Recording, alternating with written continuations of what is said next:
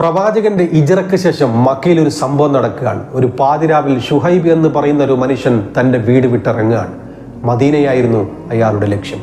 അദ്ദേഹം വലിയ പണക്കാരനായിരുന്നു, വലിയ ധനാഢ്യനായിരുന്നു. പക്ഷെ പാതി വഴിയിലെത്തിയപ്പോൾ ശത്രുക്കൾ അദ്ദേഹത്തെ തടഞ്ഞു.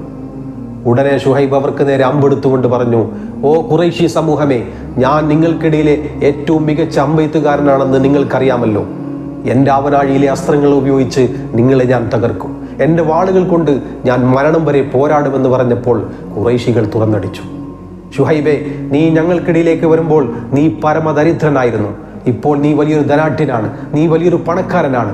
അതുകൊണ്ട് നിന്നെ ഞങ്ങൾ പോകാൻ അനുവദിക്കില്ലെന്ന് പറഞ്ഞപ്പോൾ ഷുഹൈബ് പറഞ്ഞു, എൻ്റെ സമ്പാദ്യമെല്ലാം ഞാൻ നിങ്ങൾക്ക് നൽകിയാൽ നിങ്ങൾ എന്നെ പോകാൻ അനുവദിക്കുമോ?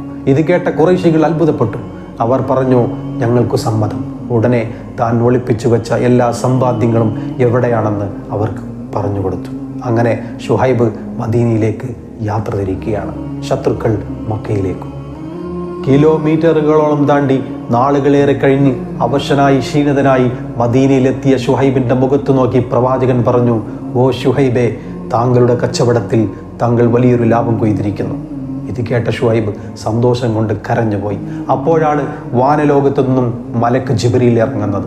ചില ആളുകളുണ്ട്, അള്ളാഹുവിൻ്റെ പ്രീതിക്ക് വേണ്ടി അവർ സ്വന്തത്തെ തന്നെ അർപ്പിക്കും. അത്തരം അടിമകളോട് അള്ളാഹു അത്രയും ദയാവായ്പുള്ളവനായിരിക്കും.